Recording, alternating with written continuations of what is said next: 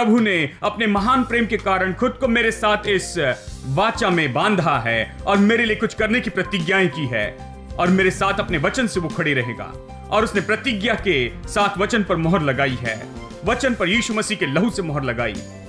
यानी जब मैं ये वचन लेता हूं तो मैं उससे देख रहा हूं जो इस संसार की किसी भी चीज से बढ़कर है। We are standing on holy ground,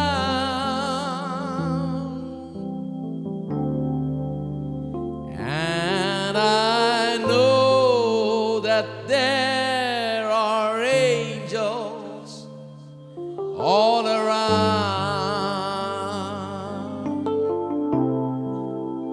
Let us praise Jesus now. We are standing in His presence on holy ground. We are standing on holy ground, and I know that there are angels all around. Let us praise Jesus now. We are standing in His presence on holy ground.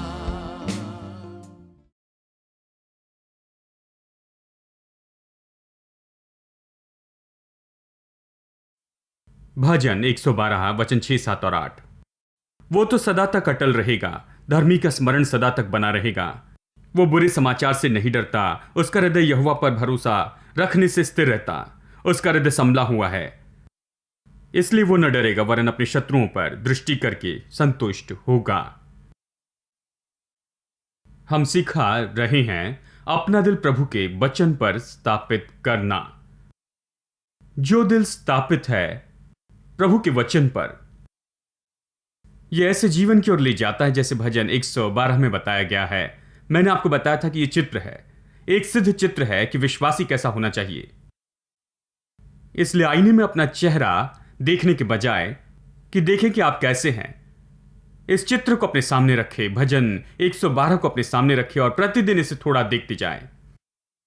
जैसे आप इस वचन को पढ़ते हैं तो कहें, मैं यही हूं, ये मेरे बारे में बताता, ये तो मैं ही हूं।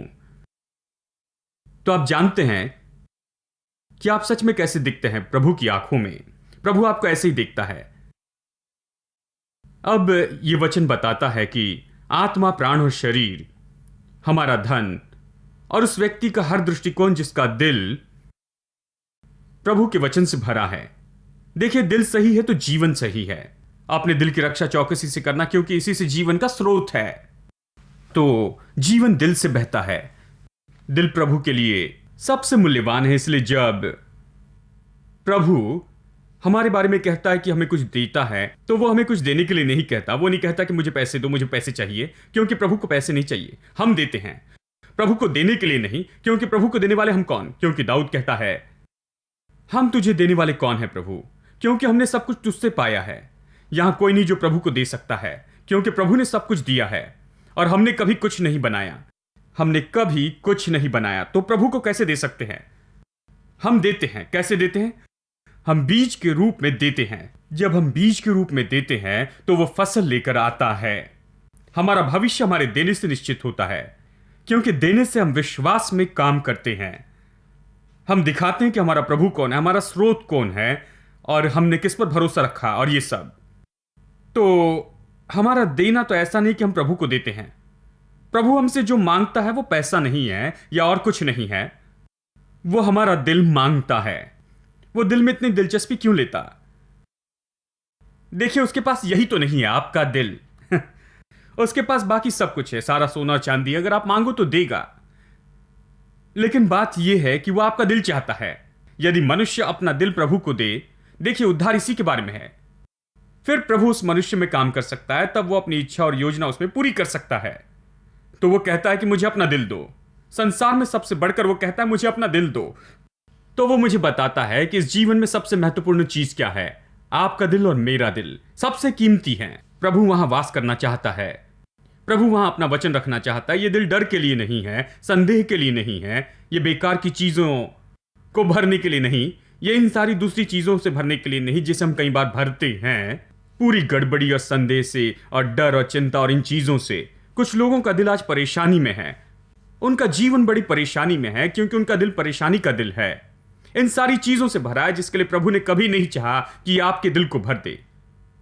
प्रभु कहता है मुझे अपना दिल दो और मैं सारी भली चीजों से उसे भरूंगा और उससे आपका जीवन आता है, आप जिएंगे। आमीन। तो क्या आपने अपना दिल प्रभु को दिया? एक बार प्रभु को दिल देने के बाद वो आकर वहां रहता है और आपके दिल को प्रभु वचन से भरता है और फिर ये सारी चीजें आपके जीवन में वास्तविकता होती है। अब मैंने आपको बताया कि हमें कुछ सत्य लेने होंगे और उसे अपने दिल में रखना होगा और अपने दिल को उससे भरना होगा। खाली दिल, जो यीशु ने कहा कि जब आप घर को साफ करके खाली छोड़ते, वहां की दुष्टात्मा को निकालकर उसे साफ करते हैं और किसी भलाई से उससे नहीं भरते, तो जाकर शैतान जाकर और 7 को लाता है उससे भी बुरे और आकर जगह लेता है। तो दिल भी खाली रखने की जगह नहीं है। ये इसलिए नहीं कि साफ करके खाली रखे, ये किसी चीज से भरने के लिए है। हमें प्रतिदिन सक्रिय रूप में दिल को भरते जाना है। आमीन।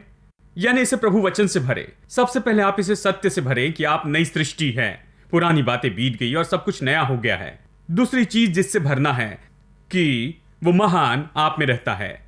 आप में जो रहता है उससे बढ़कर कोई नहीं है। कोई भी समस्या परेशानी जिसका सामना करते उससे बढ़कर नहीं है। आमीन। शैतान बड़ा नहीं, कोई समस्या शक्ति उससे बढ़कर नहीं जो आप में रहता है। तीसरी बात, आप पापी नहीं, आप धर्मी हैं। परमेश्वर की धार्मिकता प्रभु की धार्मिकता है। आमीन। और चौथी बात, आप छुड़ाए गए हैं, आपको खरीदा गया है, कीमत देकर खरीदा गया है, आप परमेश्वर के हैं, आपके पास छुटकारा है, बाइबल कहती है। अब हम इसे देख रहे हैं। ये चौथी बात छुटकारे के बारे में। मैंने बताया था कि छुटकारा समझने के लिए आपको समझना होगा कि छुटकारे के 2 पहलू हैं जो स्पष्ट रूप में बताए गए हैं प्रकाशित वाक्य अध्याय 12 वचन 11 में, जहां ये बताता कि कैसे विश्वासी शैतान पर जय पाते हैं। ये कहता है उन्होंने उस पर जय पाई मेमने के लहू से और अपनी गवाही के वचन से। यानी जय पाना तो 3 मुख्य बातों से होता है। 1 मेमने का लहू, 2 प्रभु का वचन, 3 उनकी गवाही। सब लोग कहे मेमने का लहू, प्रभु का वचन, उनकी गवाही। मेमने का लहू तो वो है जो यीशु ने किया है परमेश्वर के मेमने के रूप में कलवरी के क्रूस पर अपना लहू बहाने के द्वारा। प्रभु के वचन का संबंध उससे जो परमेश्वर ने कहा कि लहू करेगा। बाइबल इसी के बारे में है। जो लहू ने किया वो हम पर घोषित किया गया है, प्रभु के वचन में प्रकट किया गया। यानी लहू जो क्रूस पर बहाया गया, हमारे पास बाइबल है जो ये बताती है कि उसका क्या अर्थ है, वो हमें क्या देता है। और तीसरी बात बहुत महत्वपूर्ण है, वो है हमारी गवाही। इसलिए मैं विश्वास करता हूं कि छुटकारे के 2 पहलू हैं। एक तो वो है जो परमेश्वर ने किया है, ये नैतिक पहलू है, ये हो गया, पूरा हुआ। और दूसरा जो छुटकारे का व्यवहारिक पहलू है, छुटकारे का नैतिक और व्यवहारिक पहलू। नैतिक पहलू तो परमेश्वर ने किया है, व्यवहारिक पहलू तो हमें करना चाहिए। तो परमेश्वर ने अपने पुत्र का लहू कलवरी के क्रूस पर दिया और उसकी ओर से उसने हमें विवरण दिया है, हमें प्रकाशन दिया कि आज उसका हमारे लिए क्या अर्थ है। लहू क्या करता है, वो दिया यहां प्रभु के वचन में। वो चाहता है कि इसे लेकर हमारी गवाही बनाए। हमारी गवाही के बिना जय नहीं मिल सकती, विजय नहीं मिल सकती। लहू बहाया गया इसलिए आप जय नहीं पाएंगे। आप जय नहीं पा सकते क्योंकि आपके पास बाइबल है। आप जय पा सकते हैं जब आप बाइबल की बातों को लेते और जो लहू ने किया है उससे अपनी गवाही बनाते। आपकी समस्या एक बात कहती है और वचन दूसरी बात कहता है। इनमें से कुछ भी अपने आप आपके लिए नहीं होगा। ये नहीं होगा। काश ऐसा होता तो सारी समस्या हल हो जाती। हम बस बैठकर कहते खैर जो भी समस्या है वो तो होगी ही, तो बस हम यहीं पर बैठते हैं, जो भी बाइबल कहती वो होगा, तो आशा करते हैं कि ऐसी हो जाए। नहीं, जो भी बाइबल कहती है, जो भी समस्या कहती है, वो अपने आप नहीं होगा। आपकी गवाही क्या है वही होगा। क्या आप वही लेंगे जो बाइबल कहती है? या आप वो कहेंगे जो आपकी परिस्थिति कहती है? आप जो लेते हैं और आप जो कहते हैं वही आपके साथ होने वाला है। यह सफल मसीह जीवन के लिए चाबी है। ठीक है, अब बात तो यह है, बहुत से लोग नहीं जानते हैं कि बाइबल को सही तरह से कैसे समझे। इसलिए आज मैं बताना चाहता हूं कि प्रभु वचन का उपयोग कैसे करें। प्रभु वचन का उपयोग करना जानना चाहते हैं? मेरे साथ निकाले इब्रानी अध्याय 5। मैं आपको बताना चाहता हूं कि कैसे आप परमेश्वर का वचन ऐसे उपयोग करें कि छुटकारे के इस व्यवहारिक भाग को क्रियाशील करें अपने जीवन में सही तरह से, कि सब काम करने लगे। अध्याय 5 इब्रानियों की किताब, वचन 12 और 13। समय के विचार से तुम्हें गुरु हो जाना चाहिए था, तो भी यह आवश्यक हो गया कि कोई आकर तुम्हें परमेश्वर के वचन की आदि शिक्षा फिर से सिखाए। तुम तो ऐसे हो कि तुम्हें अन्न के बदले अब तक दूध ही चाहिए। वो कुछ समय से सिखा रहा था। वो कहता है कि जितने समय से मैं तुम्हें सिखा रहा हूं, तुम्हें अब तक शिक्षक होना चाहिए, लेकिन तुम अभी भी शिशु हो, तुम्हें अभी भी दूध चाहिए। मुझे तुम्हें पहले सिद्धांत फिर से सिखाने पड़ रहे, वो कहता है। तुम अन्न नहीं खा सकते, तुम्हें दूध चाहिए, वो कहता। और फिर क्या समस्या है? वो उन्हें क्यों मसीह में शिशु कहता है? और फिर वो उन्हें क्यों कहता है कि परिपक्व नहीं हो, आत्मिक रूप में नहीं बड़े हो? किस कारण वैसे हुए थे? सुनिए वचन 13। क्योंकि दूध पीने वाले बच्चों को तो धर्म के वचन की, धार्मिकता के वचन की पहचान नहीं होती है, क्योंकि वो बालक है। यानी आत्मिक शिशु कौन है? आत्मिक बच्चा कौन है? वो जो परमेश्वर के वचन में माहिर नहीं है। यानी जो लोग प्रभु के वचन का उपयोग करने में माहिर नहीं है, वो बच्चे हैं। मतलब उनके पास बाइबल है और बाइबल बहुत कुछ कहती है, लेकिन वो नहीं जानते कि ये क्या कहती है और खुद के लिए इसका प्रभावी उपयोग कैसे करे। इसलिए वो माहिर नहीं है, उन्हें इसका उपयोग पता नहीं, उन्हें पता नहीं कि इसका अभ्यास कैसे करें। वो प्रभु के वचन में परिपक्व नहीं है, इसलिए वो शिशु हैं, उन्हें बहुत सी मदद चाहिए। वो महान चीजों के लिए नहीं बढ़ सकते हैं। तो चलिए चर्चा करते हैं कि प्रभु के वचन के उपयोग में कैसे माहिर हो सकते हैं। प्रभु के वचन का उपयोग करने में माहिर कैसे हो जाएं, या चलिए इसे सरल रूप में कहूं, वचन का उपयोग कैसे करें। कितने लोगों के पास बाइबल है? अपनी बाइबल उठा सकते हैं? सब लोग अपनी बाइबल उठाइए। प्रभु की स्तुति। आशा करता हूं कि आपके हाथ में क्या जानते हैं। आप इस हफ्ते और अगले हफ्ते इसी के बारे में सीखेंगे, जानेंगे कि प्रभु का वचन किस बारे में है और सच में कैसे प्रभु के वचन का उपयोग करें। आशा करता हूं इसे जानते हैं, लेकिन आज मैं इसे दिखाऊंगा अच्छी तरह से इसका उपयोग कैसे करें। आपको प्रभु वचन के बारे में बात समझनी है। प्रभु का वचन क्या है? आज बहुत से लोग सोचते हैं कि प्रभु का वचन भरा है जीवन जीने के तरीके से, साफ धार्मिक जीवन के लिए। इसका उपयोग जीने के तरीके के रूप में करना है, साफ धार्मिक जीवन के लिए। मैं ये बताकर चकित कर दूंगा कि प्रभु का वचन इस कारण नहीं दिया गया है। हालांकि आप बाइबल से जीने का तरीका ले सकते हैं और जीने का तरीका अपना सकते हैं और सिखा सकते। आप यहां जीने का तरीका ले सकते, मतलब जीने का सबसे अच्छा तरीका यहां है। लेकिन बाइबल हमें इसलिए नहीं दी गई है जीने के तरीके के रूप में कि हम इन नियमों में चले, इन विधियों में चले और बस इसी तरह जिए। नहीं, ये इस उद्देश्य के लिए नहीं दी गई है। अब कुछ लोग सोचते हैं कि बाइबल सिद्धांतों की किताब है। हम विश्वास करते तो जानना चाहिए कि क्या विश्वास करते। तो कुछ लोग कहते हैं, जानते हैं क्या विश्वास करते हो? जानते हैं कि क्या विश्वास करते? विश्वास तुम्हारी आस्था है, विश्वासी के रूप में पैदा हुए, जानते हो क्या विश्वास करते? तो ये जानने के लिए बाइबल खोलते हैं कि जाने की क्या विश्वास करते हैं। मैं आपको फिर से बताऊं, मैं चकित करूंगा यह कहने से कि बाइबल सिद्धांतों की किताब नहीं है। हालांकि सिद्धांत बाइबल से लिए गए हैं। परमेश्वर के बारे में सिद्धांत, यीशु मसीह के बारे में सिद्धांत, पवित्र आत्मा, वचन से संबंधित सिद्धांत, मनुष्य के संबंधित सिद्धांत, बाकी सारी चीजों से संबंधित सिद्धांत, मसीह जीवन में सब कुछ, सारे सिद्धांत यहीं से लिए गए हैं। लेकिन बाइबल हमें सिद्धांत की किताब के रूप में नहीं देखनी चाहिए। यह इतिहास की किताब के रूप में नहीं दी गई है कि आप इब्राहिम, इसहाक और याकूब के बारे में जाने कि क्या हुआ था वो कहानी। यह इतिहास की किताब नहीं है, यह सिद्धांतों की किताब नहीं, यह जीने के तरीके की किताब नहीं है। मैंने जानबूझकर यह कहा कि स्पष्ट समझ ले कि यह किताब क्या है। तो फिर यह क्या है? क्या है जिसे आपने थामा है? हम ये किताब क्यों पढ़ते हैं? हम ये किताब क्यों खोलते हैं? हम ये किताब क्यों खरीदते हैं? प्रतिदिन इसे क्यों पढ़ते हैं? क्यों? मैं आपको बताऊं, बाइबल वाचा का वचन है। प्रभु ने वाचा बांधी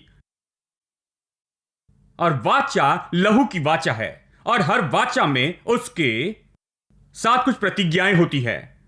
स्वर्ग के परमेश्वर ने ये जो वाचा बांधी है, इसमें उसने कुछ करने की प्रतिज्ञा की है कि वो हमें कुछ चीजें देगा, और उस वाचा की शर्तें यहां प्रभु के वचन में दिए गए हैं। और जबकि वो वाचा का परमेश्वर है और सब कुछ वचन से ही बनाया है और सब कुछ वचन से थामे रखा है, प्रभु के बारे में सबसे महत्वपूर्ण बात यह है कि वो अपने वचन का परमेश्वर है, इसलिए उस पर भरोसा रखते हैं। वो जो भी कहता है वो करेगा। उसके वचन में उसे पूरा करने की सामर्थ है। उसने कहा है तो उसे करेगा, क्योंकि उसने जो कहा उसे करने की सामर्थ पहले से ही उसके अंदर है। इसलिए उसने कहा कि मेरा वचन कभी मेरे पास वापस नहीं आएगा उसे किए बिना जिसके लिए मैं भेजता हूं। उसका वचन कभी जमीन पर नहीं गिरेगा। वो एक भी बेकार शब्द नहीं कहता है। वो जो भी कहता है वो पूरी तरह से होता है, हो सकता है, उसकी गारंटी है। अपना जीवन इस पर लगा सकते हैं, ये पूरा होगा। परमेश्वर ऐसा ही है। प्रभु अपने वचन का परमेश्वर है। ये वचन का परमेश्वर, प्रभु जो अपने वचन की विश्वास योग्यता के लिए जाना जाता है, प्रभु जो कहता है, प्रभु जो अपनी इच्छा बताता है, प्रभु जो प्रतिज्ञा करता है, प्रभु हमेशा अपनी प्रतिज्ञा पूरी करता है, उसे पूरा करने के लिए विश्वास योग्य है। उसने ये कहा है वाचा के रूप में, उसने वाचा स्थापित की है और उसने कुछ वचन कहे हैं और वो वचन यहां पर लिखे गए हैं और उसने हमें गारंटी और शाश्वती दी है उस वाचा की कि उसने जो कहा है वो जरूर करेगा, वो इसे करेगा। उसे गारंटी और शाश्वती नहीं चाहिए, लेकिन किसी भी तरह से उसने आगे बढ़कर इसे हमें दिया है। और वो गारंटी और शाश्वती तो यीशु मसीह और उसका बहाया लहू है। तो मैं आपसे कहता हूं कि जो वचन इस किताब में पाए जाते हैं वो प्रभु की प्रतिज्ञा के वचन हैं, वाचा की प्रतिज्ञाएं। ये वाचा की किताब है। मेरी ये वाचा परमेश्वर के साथ है और इस वाचा में परमेश्वर ने खुद को बांधा है कि मेरे लिए कुछ निश्चित काम करे। उसने बस केवल इसे अपने मुंह से नहीं कहा, उसने घोषित किया है और वो झूठ नहीं बोलता और न बोल सकता, बाइबल कहती है। उसने केवल इसे कहा नहीं, लेकिन इस पर उसने यीशु के लहू की मोहर भी लगा दी है। अब इसके बारे में सोचिए, गंभीर बात है। तो जब भी मैं ये किताब लेता हूं, ये किताब सामान्य किताब नहीं है मेरे दोस्तों। ये मेरे लिए प्रभु की वाचा के वचन है। वो मेरा वाचा का पार्टनर है। उसने कुछ घोषित किया है, उसने खुद को किसी चीज के लिए बांध दिया है जो मेरे लिए वो करेगा वाचा के रूप में। उसने कहा वो मेरे लिए यही करेगा। अपने प्रेम के कारण उसने अपने पुत्र को भेजा कि मेरे लिए कलवरी के क्रूस पर मर जाए, और मैं इस पुत्र में विश्वास करता हूं मेरे उद्धारक और मेरे प्रभु के रूप में। और इसीलिए मैं परमेश्वर के साथ इस वाचा के संबंध में आया हूं। और प्रभु ने अपने महान प्रेम के कारण खुद को मेरे साथ इस वाचा में बांधा है और मेरे लिए कुछ करने की प्रतिज्ञाएं की है, और मेरे साथ अपने वचन से वो खड़े रहेगा। और उसने प्रतिज्ञा के साथ वचन पर मोहर लगाई है, वचन पर यीशु मसीह के लहू से मोहर लगाई। यानी जब मैं ये वचन लेता हूं तो मैं उससे देख रहा हूं जो इस संसार की किसी भी चीज से बढ़कर है।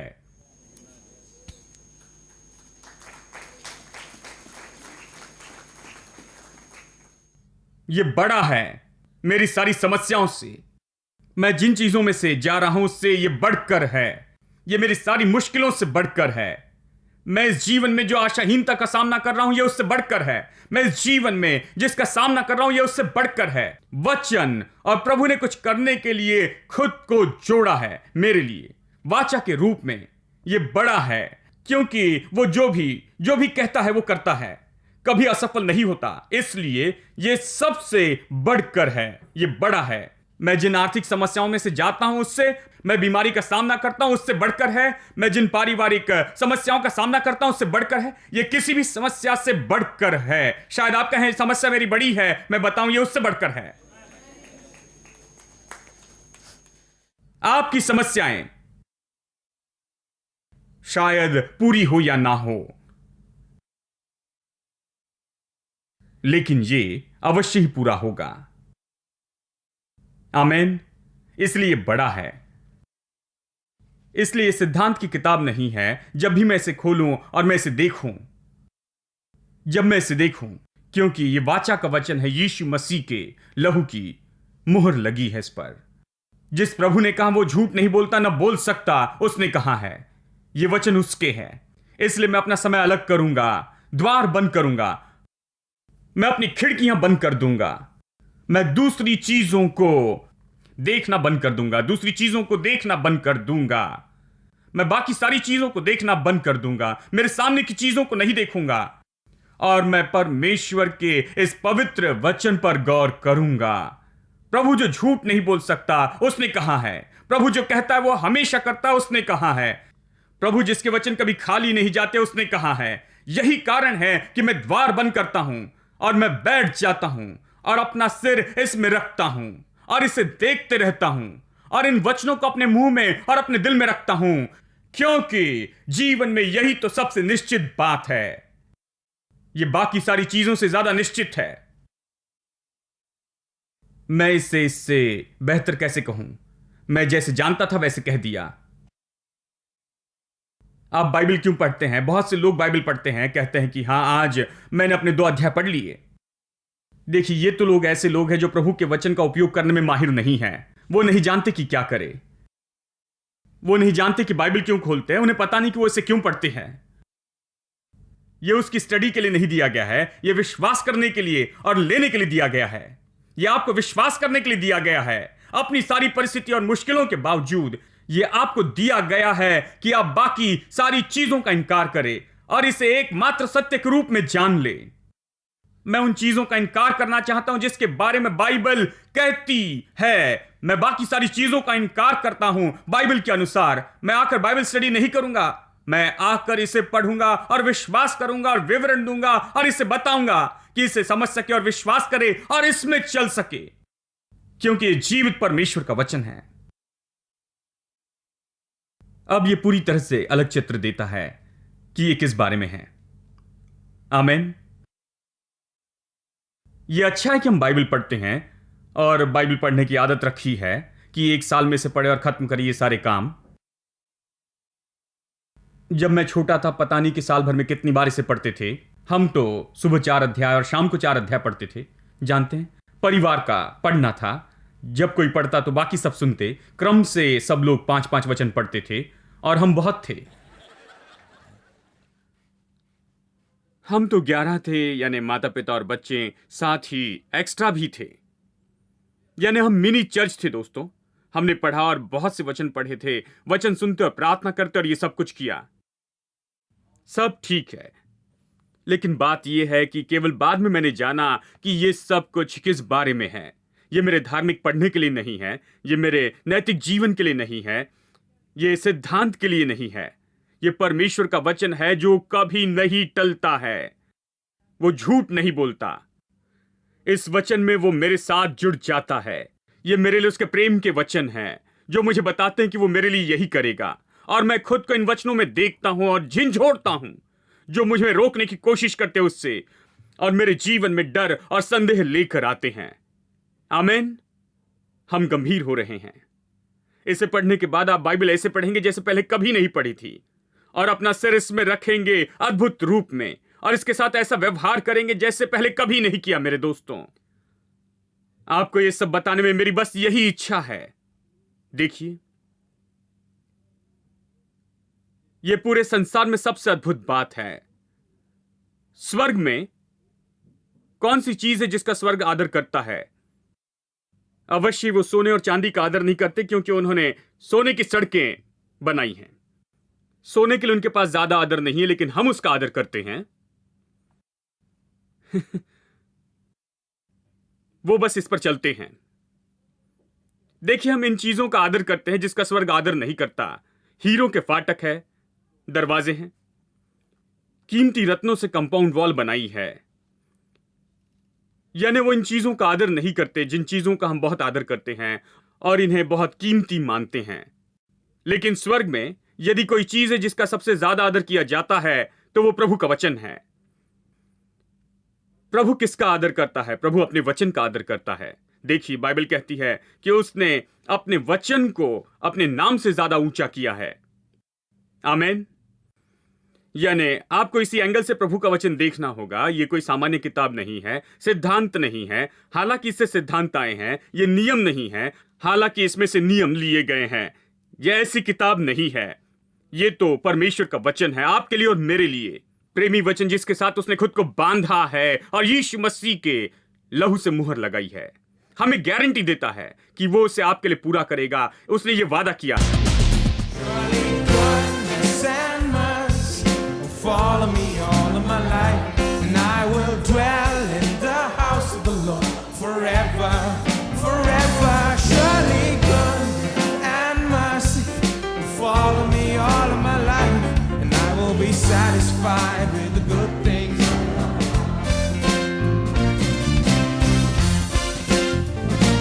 You are filling my mouth with laughter. You are filling my heart with praise. You are filling my life with gladness, and your presence is filling my days. Surely goodness and mercy will follow me all of my life, and I will dwell in the house of the Lord forever, forever. Surely goodness and mercy will follow me all of my life, and I will be satisfied with the good things. This is God's promise. Sing it again. Surely goodness and mercy will follow me all of my life, and I will dwell in the house of the Lord forever, forever. Surely goodness and mercy will follow me all of my life. I will be satisfied with the good things of Him. Surely goodness, surely goodness and mercy will follow me all of my life, and I will dwell in the house of the Lord forever, forever. Surely good and mercy, and I will be satisfied. Sing it again. Surely, surely, surely good and mercy will follow me all of my life, and I will dwell in the house of the Lord forever, forever. Surely follow me all of my life, and I will be satisfied with the good things of. Surely, surely goodness and mercy will follow me all of my life, and I will dwell in the house of the Lord forever, forever. Surely good and mercy follow me all of my life, I will be satisfied with the good things.